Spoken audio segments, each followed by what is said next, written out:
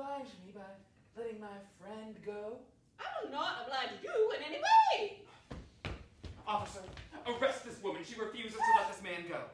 And why should she? It's unlawful for a woman to detain a man on the street. Suppose it's her son whom she's found again after 20 years. Or a long-lost brother. The Miss Emilia is not so old. Thank you, Irma. Officer, this is a clear case of disorderly conduct. Miss Emilia, between ourselves, what are you holding on to him for anyway?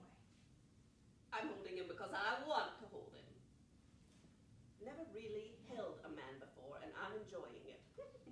And I'm holding him because as long as I hold him, he's free. Peter, I've given you fair warning. And I'm holding him because Irma wants me to hold him. If I let him go, it'll break her heart. Miss Emilia. All right, you're blocking traffic. Go on. Nobody's holding you. Move on. You'll regret this, Peter. Move on, I said. Thank you, ma'am. Oh my goodness, they're blackmailing you, aren't they? What did you do? Murder someone? Oh, no. Steal something? No. But what then? I forced a signature. Whose signature? My father's. To a bank note. Oh, and that man has the note, I suppose. He promised he would tear it up if I did what he wanted, but I couldn't do it. Well, do what, my dear? He wanted me to put a bomb in the city hall and blow it to pieces. That man is mad! Who would want to destroy such a beautiful building? He wants to destroy the whole town. They have plans for a complete takeover. Their exploration machines are just outside of town and waiting. Oh, what are they looking for? Have they lost something? Oil. They're convinced we're sitting on a lake of oil. I suppose we are, but what harm does it do? They want to bring the oil up to the surface. Oh, pitch posh! I've never heard of anything so silly in my life. I mean, is that any reason to destroy a whole town? It's not funny, ma'am. He can do it. He's mad, but he's powerful, and he has friends. In no time, this whole place could be covered by a forest of drills and derricks. What do they want with this oil, anyway? They want to make money. Lots and lots of money. Oh, dear. Well, let's just forget about these horrible men. The world is beautiful. It's happy. That's how God made it, and no man can change it. If you only knew, Miss Emilia. If I only knew what. You've got to tell now. It's gone too far. Yes, and they are too close. Please, What? tell me. What, me? She'll believe you. Maybe you can explain it better. You're frightening me, my friends. Please. Well, I'll try. What is it that you are hiding from me? Nothing, Miss Emilia. It is you who are hiding. Roderick, I demand you let me know what's going on at once. Go on. I'm listening. Well, ma'am, the fact is, the world has changed. Oh, nonsense. It hasn't changed. The people are the same, I hope. No, ma'am. The people are not the same. The world isn't beautiful anymore.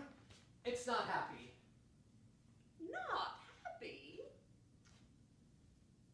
Is that true? Why didn't you tell me this before? Because you live in a dream, Miss Emilia. But how could it have happened? Ma'am, while you were busy attending your world and keeping it together, attending your cats, petting your dogs, little by little, the pimps have taken over the world. The pimps? The pimps! They are a sorry lot. They bring nothing to the table of humanity. Oh, I can't believe that.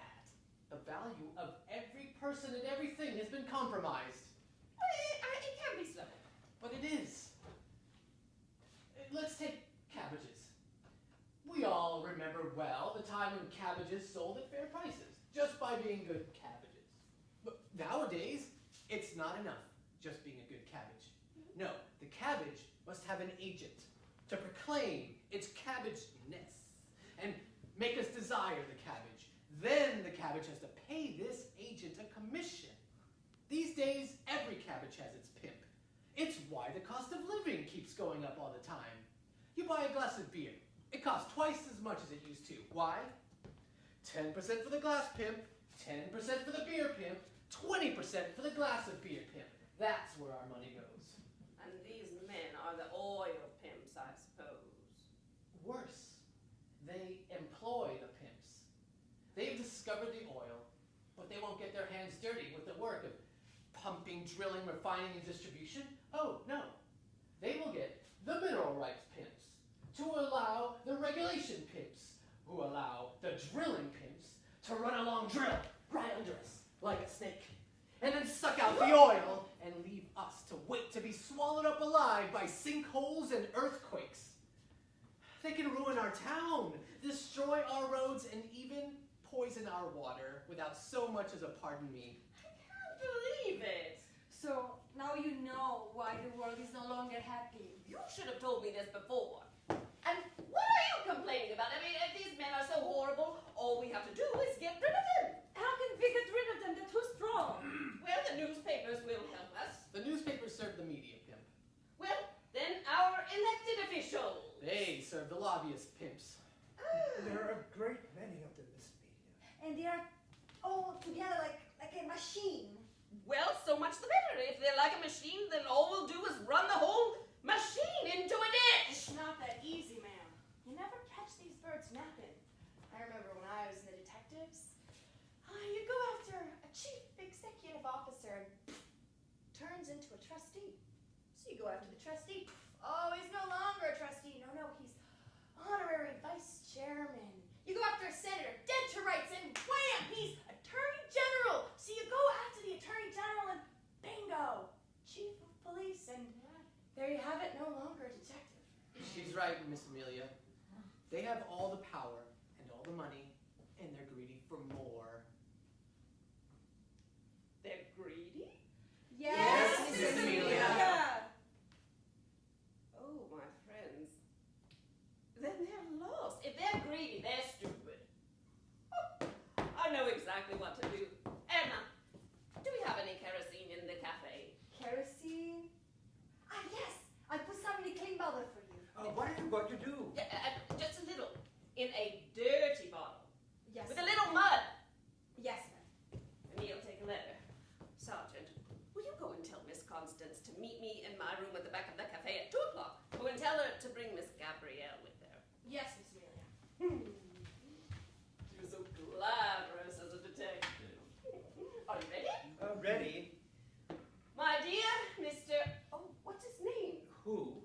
The president or the board of directors? Oh, Mr. Axelrod. Ah, yes.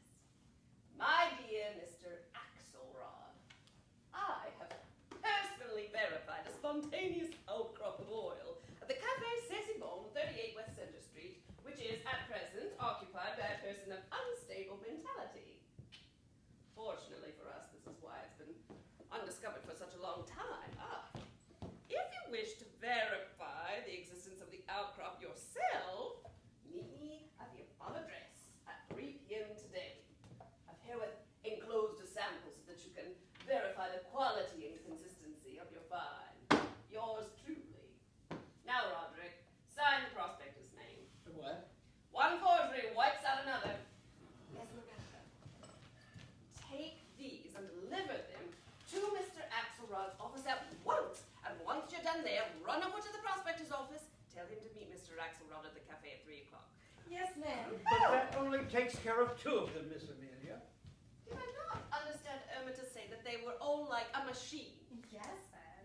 Well, then if one comes, the rest will follow. And we shall have them all. My boa, please. The one that was stolen. Naturally. It hasn't turned up